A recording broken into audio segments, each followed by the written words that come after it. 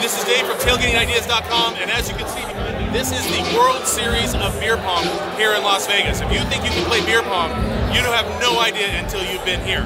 So we're going to check the place out. We're going to do an interview with Billy Gaines, the owner and founder of Beer Pong, who started the World Series of Beer Pong. So let's go check it out.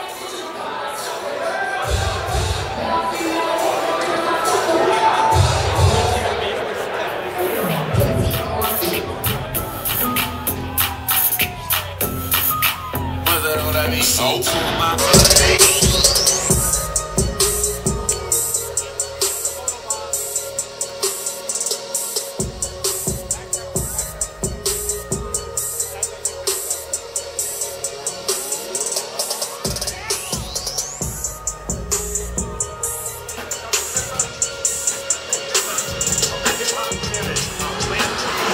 This is Dave with TailgatingIdeas.com, and I'm here with Billy Gaines, who is the founder and CEO of BPong.com and the founder of the World Series of Beer Pong. We're here at the Riviera in Las Vegas for the World Series of Beer Pong, and today's day one. Tell me about the growth of beer pong and how the World Series of Beer Pong has elevated the sport of beer pong to the point where it is right now. I think one of the biggest challenges with the growth of beer pong is that while it's an awesome game, it's misunderstood. Because it was born in a college environment and it's grown through a college environment, which sometimes has certain negative connotations with drinking. And so, while these negative issues may exist, there's some the reason that it's really successful is because they're really positive characteristics. Mainly the friendly competition, the social component, the friendships that are formed, and just having fun. And so, I know oftentimes a college student might say, "Why do you play beer pong?" It says to get drunk.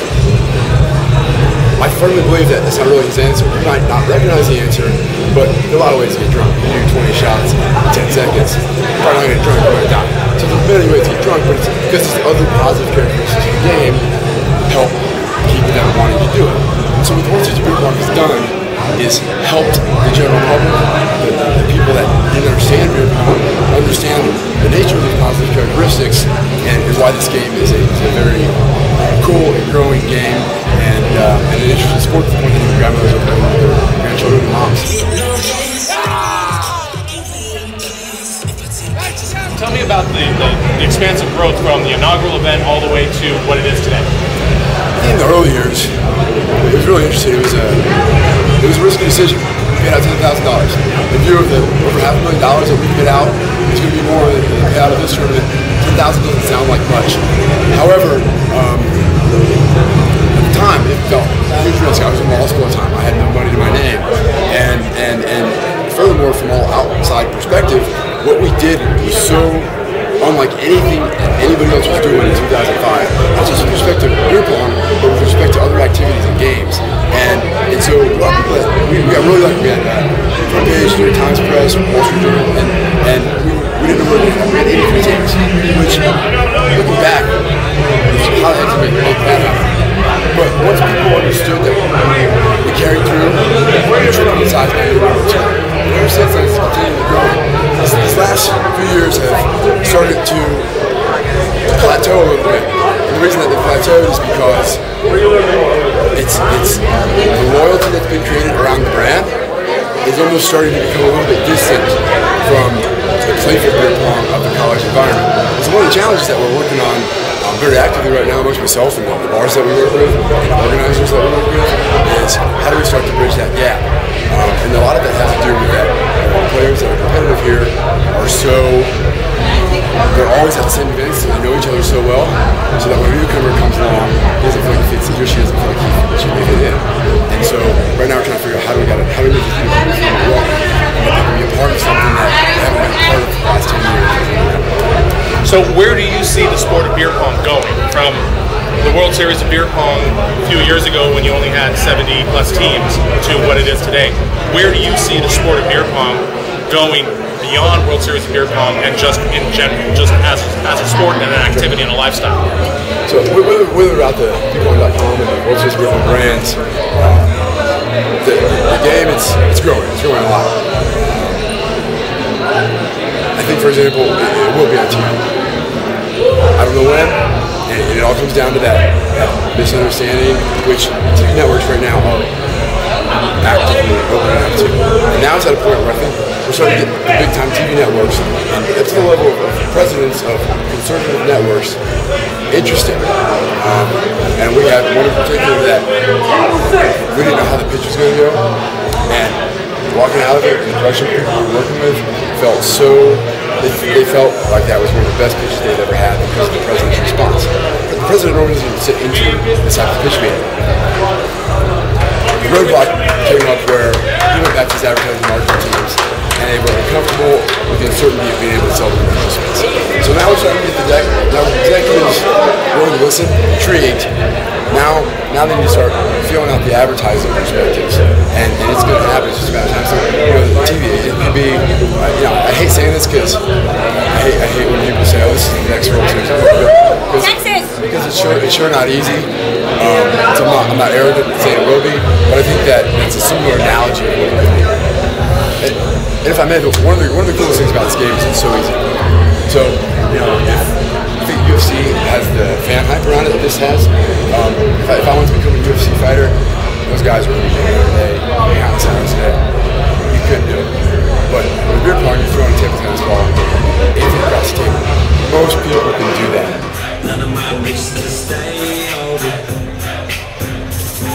Over the years of the World Series of Beer Pong, what are some of the craziest distractions you've seen out there on the floor that people have tried to do to try to prevent that final cup getting kicked?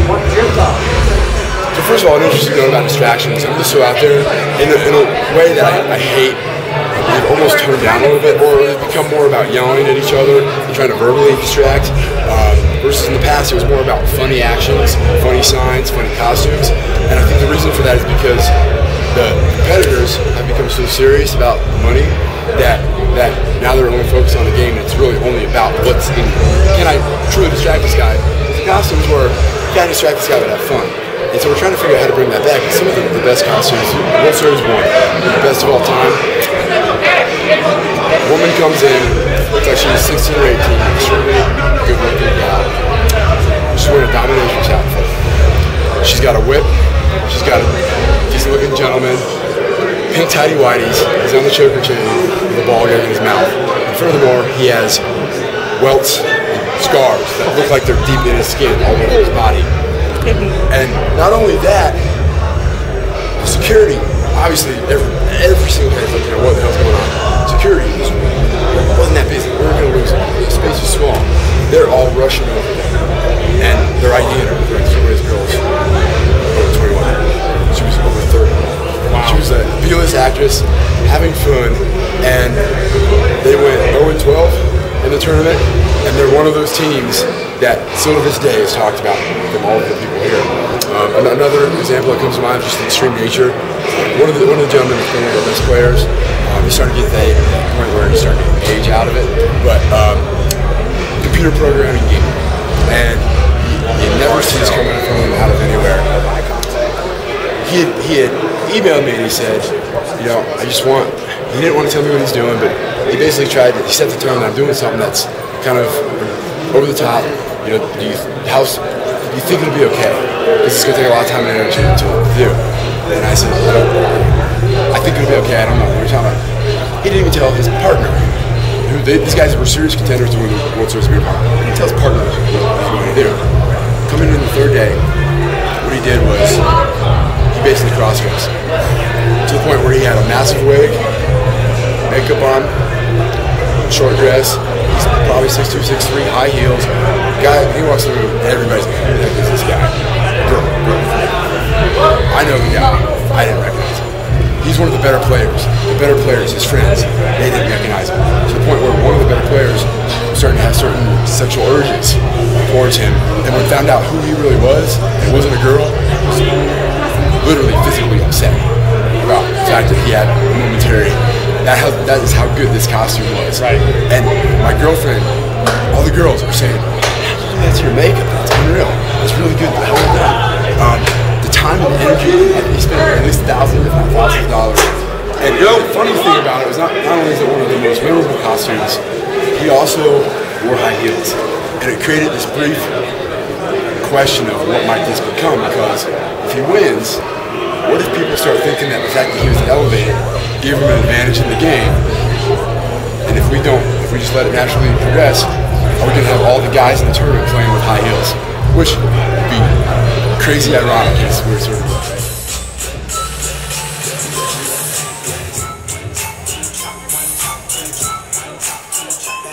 History of the World Series of Beer Pong, who do you think is probably the Mount Rushmore of teams? I know Smashing Time had, probably one of the best runs out there. Who would you say is probably on the Mount Rushmore of World Series of Beer Pong teams if you're going to have a Hall of Fame? Beyond Smashing Time, that's an obvious pick as the only guys to repeat, and then also split up because it was literally like marital issues. That was why they split up, and then they realized that they were letting their relationship get in the way of money. Come back the next year, got over that relationship issue, at least suppressed it, come second at the next tournament.